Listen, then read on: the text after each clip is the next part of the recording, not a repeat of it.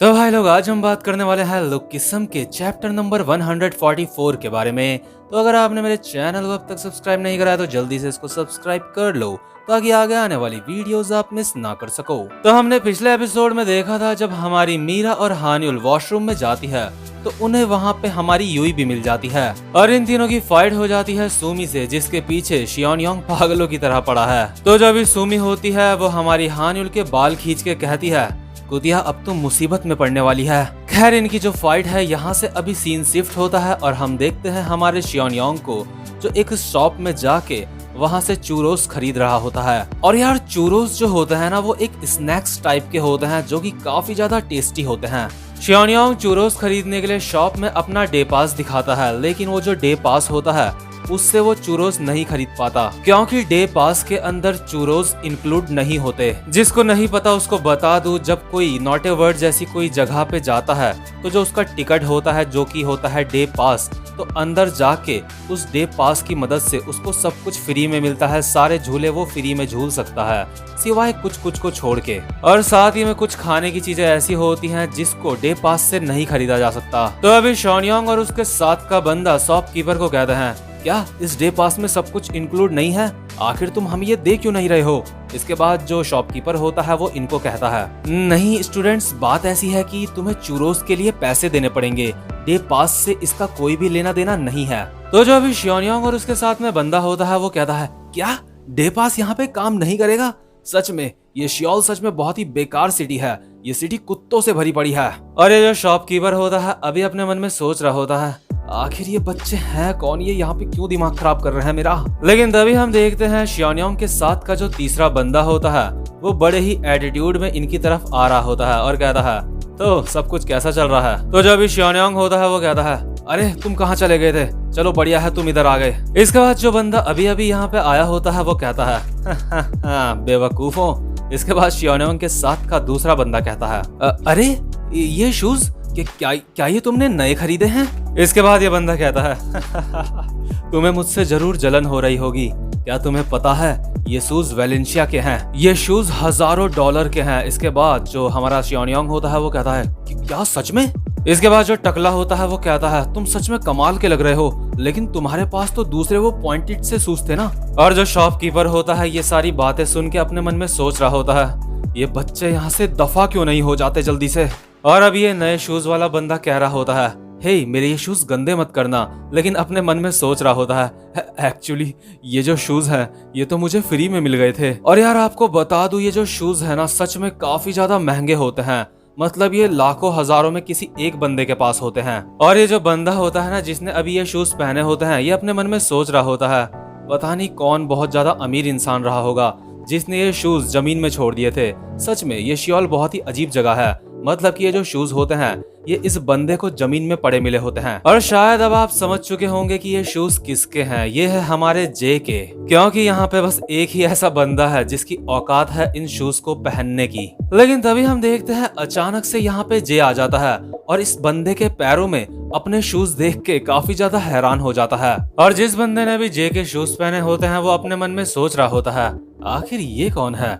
लगता है इसको पता है ये शूज कितने ज्यादा महंगे हैं। शियोल के भिखारी सच में काफी ज्यादा फटीचर हैं, लूजर कहीं का। तो क्योंकि इस बंदे ने जो जे के शूज पहने होते हैं, जे उनको बहुत ही हैरानी भरी नजरों से देख रहा होता है, इसलिए ये बंदा कहता है, ये लो, अगर तुम्हें ये चाहिए तो तुम्हें ये शूज चाहिए, ये लो। और फेंक के हमारे जे के मारता है अपने वाले शूज। लेकिन फिर भी जो हमारा जे होता है वो वापसी में कोई जवाब नहीं देता और इस बंदे के बेकार से शूज ले लेता है। क्योंकि यार आपको भी पता है जो हमारा जे है उसके लिए पैसे कोई ज्यादा बड़ी बात नहीं है, उसको तो बस अपने पैरों में पहनने के लिए शूज चाहिए थे। और जो शियोनयोंग होता है जे को देख के अपने मन में सोच रहा होता है, दिखने में तो ये काफी ज्यादा सही है, आखिर ये ऐसी भिखारियों वाली जिंदगी क्यों जीता है। इस बंदे को सच में काफी ज्यादा हैरानी होगी अगर इसको ये पता चल जाएगा कि जो मेरा वंडर आर्मर है, जो मेरी ये ड्रेस है, ये कितनी ज्यादा महंगी है। और ये जो ड्रेस है ये इसने खरीदी थी $427 की। इसके बाद जो शियोनयोंग होता है अपने मन में कहता है, खैर जो भी हो, मुझे काफी भूख लगी है, लेकिन आखिर शूमी अब तक वॉशरूम से बाहर क्यों नहीं आई?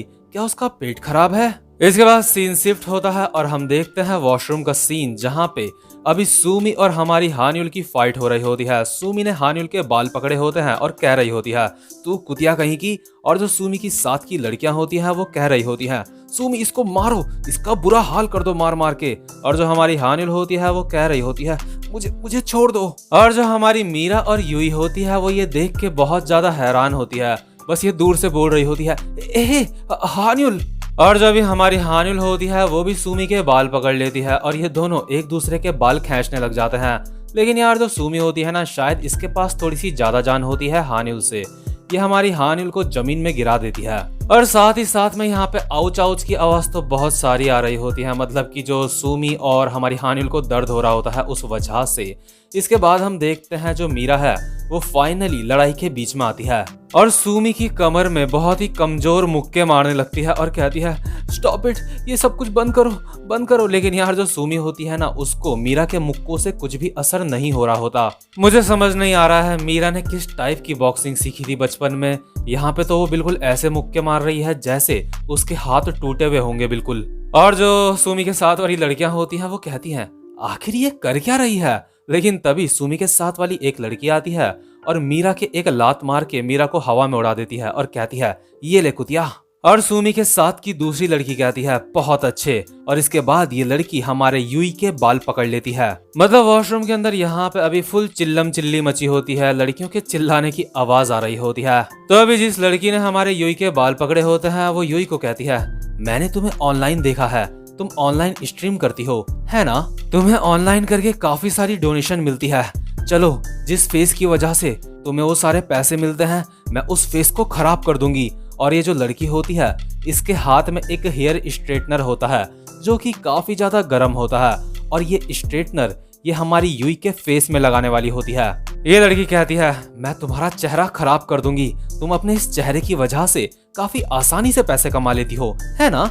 और जो यूई होती है अपने मन में सोच रही होती है, नहीं, आज मुझे ऑनलाइन स्ट्रीम करनी है, मेरी जॉब, मेरा फेस। लेकिन तभी धड़ाम से वॉशरूम का दरवाजा खुलता है और हम देखते हैं यहाँ पे आती है हमारी छोटी वाली क्रिस्टल। और जैसे ही वो अंदर देखती है, वो देखती है हान्युल, मीरा और यूई, ये तीनों बहुत ज्यादा पिट रही हैं सूमी लोगों से। तो जो अभी क्रिस्टल होती है सूमी लोगों को कहती है, तुम सब ये सब कुछ करना बंद करो। और सूमी लोग क्रिस्टल को कहते हैं, अरे सुअर, तुम यहाँ पे क्या कर रही हो? और जो क्रिस्टल होती है अपने मन में सोच रही होती है, मैं अपनी इस वाली बॉडी में लोगों की नजरों में ज्यादा नहीं आना चाहती थी, लेकिन अभी यूई खतरे में है। यूई मेरी कंपनी के लिए काफी ज्यादा जरूरी है। और जो यूई होती है क्रिस्टल को देख के अपने मन में सोच रही होती है, अरे ये पिगी यहाँ पे क्या कर रही है? और जो क्रिस्टल होती है अभी अपने मन में सोच रही होती है, जो कंपनी मुझे मेरे फादर ने चलाने के लिए दी है, वो कंपनी जहाँ पे लड़कियां ऑनलाइन स्ट्रीम करती हैं और जो हर लड़की है उसकी वजह से मुझे काफी ज्यादा प्रॉफिट होता है। और वो जो लड़कियां हैं उनमें से एक यूई भी है। मेरी कंपनी को यूई की वजह से काफी ज्यादा फायदा होता है। हालांकि जो यूई है उसको ये नहीं पता होता है कि जिस लड़की को वो अपने मन में पिगी बोल रही है वो उसकी कंपनी की मालिक है। और जो हमारी सुंदर वाली क्रिस्टल होती है ना, उसने गन को कह के यूई को इस कंपनी में ज्वाइन करवाया था, क्योंकि क्रिस्टल को पता था कि यूई इसकी कंपनी को काफी ज्यादा प्रॉफिट दे सकती है। और जो हमारी क्रिस्टल होती है ना, उसने इस कंपनी को खड़ा करने के लिए, उसने इस कंपनी को अच्छे से चलाने के लिए कई बेवकूफ लोगों का भी सामना करा होता है, जिनसे वो बात भी नहीं करना चाहती होती। साथ में क्रिस्टल ने डीजी की भी हेल्प ली होती है ताकि उसके कनेक्शन बड़ी बड़ी कंपनियों से बन सके। मतलब कि जिस कंपनी में यूई काम कर रही है ना अभी, इस कंपनी को खड़ा करने के लिए हमारी क्रिस्टल ने सच में काफी ज्यादा मेहनत करी होती है। इसलिए जो अभी क्रिस्टल होती है अपने मन में सोच रही होती है, मैं यूई का चेहरा खराब नहीं होने दे सकती। इस बेकार सी दुनिया में चेहरा ही सब कुछ है और चेहरे से लोग पैसा कमा सकते हैं। इसके बाद जो क्रिस्टल होती है सूमी लोगों को कहती है, मैं तुम्हें सलाह देती हूँ कि तुम लोग चुपचाप से यहाँ से चले जाओ। और जो अभी सूमी होती है वो कहती है, हे पिगी, अगर तुम यहाँ पे हल्की होने आई हो तो जल्दी से हल्की हो और यहाँ से चुपचाप से निकल लो। अगर तुम चुपचाप से यहाँ से चले जाओगी तो मैं तुम्हें माफ कर दूंगी। लेकिन तभी जो हमारी क्रिस्टल होती है हवा में उछल के इनके लाते ही लाते बजा देती है। और जिस तरह से क्रिस्टल इन लोगों को मार रही होती है, ये देख के जो हमारी हानिल होती है वो कहती है, वो क्रिस्टल तुम सच में कमाल की हो। और जो अभी मीरा होती है वो बस रोए जा रही होती है। और जो यूई होती है वो मीरा को कह रही होती है, हे मीरा, रोना बंद करो। तो जो अभी क्रिस्टल होती है वो हानिल को कहती है, मुझे थैंक्स कहने की कोई भी जरूरत नहीं है, अगर ये लड़कियां तुम्हें दोबारा से परेशान करेंगी तो मुझे बता देना। और हम देखते हैं जो हमारी सुमी लोग होते हैं ना, इनके थोपड़े का नक्शा बिगाड़ दिया होता है हमारी क्रिस्टल ने। और क्रिस्टल अभी अपने मन में सोच रही होती है, मैंने ये सिर्फ यूई के लिए करा है क्योंकि यूई मेरी कंपनी की स्टार है। इसके बाद हान्युल, मीरा और यूई क्रिस्टल को थैंक्स कहते हैं और क्रिस्टल यहाँ से चले जाती है। तो जो अभी क्रिस्टल होती है, जब वो यहाँ से जा रही होती है तो वो अपने मन में सोच रही होती है, ये सच में समय की बर्बादी है। मुझे डैनियल से अपनी बात पूरी करनी है, जो मैं उससे बात कह रही थी। मुझे यहाँ पे अपनी इस बॉडी के साथ ऐसे फाइट नहीं करनी चाहिए थी। मुझे लगता है अब मुझे घर चले जाना चाहिए। और साथ ही साथ में मुझे डैनियल पार्क के बारे में और ज्यादा जानना है कि क्या मुझे अपनी हेल्प करने के लिए कोजी को कहना चाहिए। अगर मैं कोजी को कहूंगी तो वो पूरा मुझे डैनियल का बैकग्राउंड चेक करके बता देगा। वैसे भी जो कोजी है वो पैसों के लिए बहुत ही ज्यादा पागल है। इस समय लोहा गर्म है और लोहे पे हथौड़ा मारने का ये सबसे ज्यादा सही वक्त है।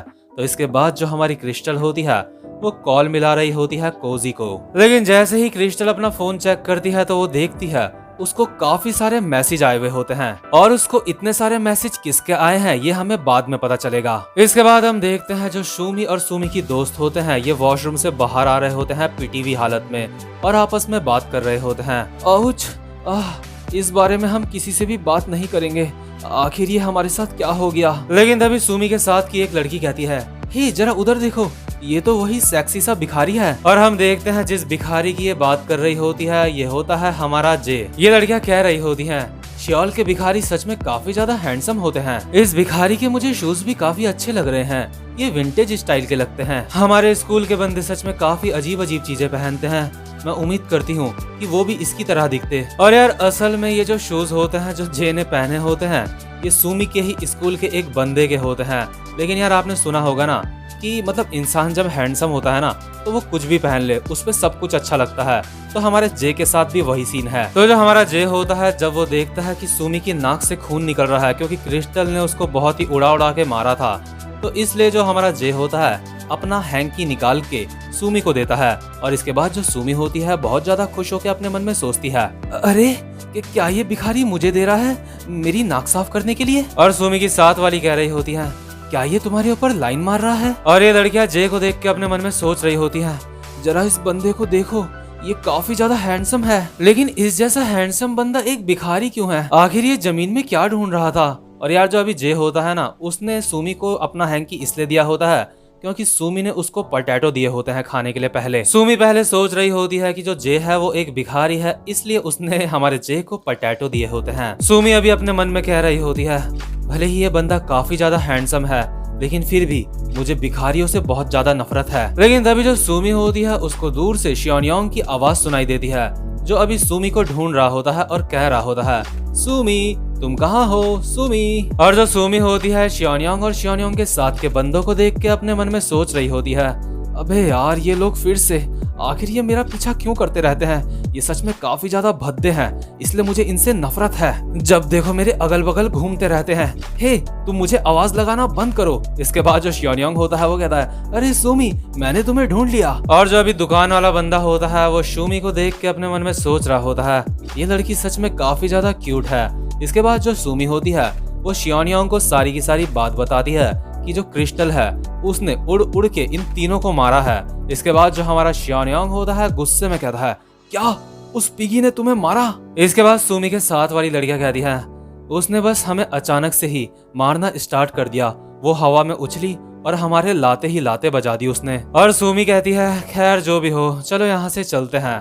लेकिन तभी जो हमारा शियोनियोंग होता है वो पागल हो जाता है और कहता है, आखिर उसकी हिम्मत कैसे हुई मेरी सुमी को मारने की। सुमी तुम यहीं पे रुको, मैं तुम्हें दिखाता हूँ मैं एक ऐसा मर्द हूँ जिसके ऊपर तुम भरोसा कर सकते हो। और इसके बाद जो हमारा शियोनियोंग होता है वो यहाँ से पागल सांड की तरह भाग जाता है हमारी क्रिस्टल को ढूंढने के लिए। सुमी शियोनियोंग को रोकने की कोशिश कर रही होती है लेकिन ये पागल सांड यहाँ से भाग जाता है। शियोनियोंग अपनी नजरें चारों तरफ घुमा रहा होता है और कह रहा होता है, आखिर वो कहाँ है, आखिर वो कहाँ है, मैं उसको ढूंढ के रहूंगा। लेकिन तभी जो शियोनियोंग होता है उसकी नजर पड़ती है हमारे डैनियल के ऊपर जो अभी एक बेंच में बैठा होता है। और शियोनियोंग डैनियल को देख के अपने मन में सोच रहा होता है, ये तो वही बंदा है जो उस मोटी के साथ था। तो जो अभी शियोनियोंग होता है हमारे डैनियल के सामने आता है और कहता है, अबे ओए ढक्कन, आखिर वो लड़की कहाँ है, वो कुतिया जो पहले तेरे साथ घूम रही थी। और जो डैनियल होता है अपने मन में सोच रहा होता है, क्या जिसके साथ मैं घूम रहा था इसका मतलब क्रिस्टल से है क्या। और जो अभी हमारा डैनियल होता है ना, शियोंग योंग के बारे में बिल्कुल भूल ही जाता है और अपने मन में सोच रहा होता है, क्रिस्टल को तो मैं भी ढूंढ रहा था, क्या क्रिस्टल को मेरे बारे में सच में पता होगा, क्या उसको पता है कि मेरे पास 2 बॉडीज हैं। मुझे लगता है मुझे क्रिस्टल से फेस टू फेस बात करके ये चीज उससे डायरेक्ट पूछनी पड़ेगी। और जब शियोंग होता है डैनियल को देख के अपने मन में सोच रहा होता है, ये साला छपरी मेरे सामने किसी और ख्यालों में खो रखा है, बल्कि मैं यहाँ पे इससे बात कर रहा हूँ। आज के दिन सबके सब मेरा अपमान कर रहे हैं। आखिर इसकी हिम्मत कैसे हुई मेरा अपमान करने की। और जो शियोंग होता है एक मुक्का मारते हुए डैनियल को कहता है, अबे साले छपरी मेरी तरफ देख। और जैसे ही ये शियोंग का पंच हमारे डैनियल के लगने वाला होता है, तभी ये वाला चैप्टर यहीं पे खत्म हो जाता है। तो भाई लोग उम्मीद करता हूँ कि आज की वीडियो भी आपको अच्छी लगी हो, और अगर आप चैनल पे पहली बार आए हो तो चैनल को सब्सक्राइब और वीडियो को लाइक जरूर से कर देना। अब मैं आपसे मिलूंगा अपनी नेक्स्ट वीडियो में, तब तक के लिए गुड बाय।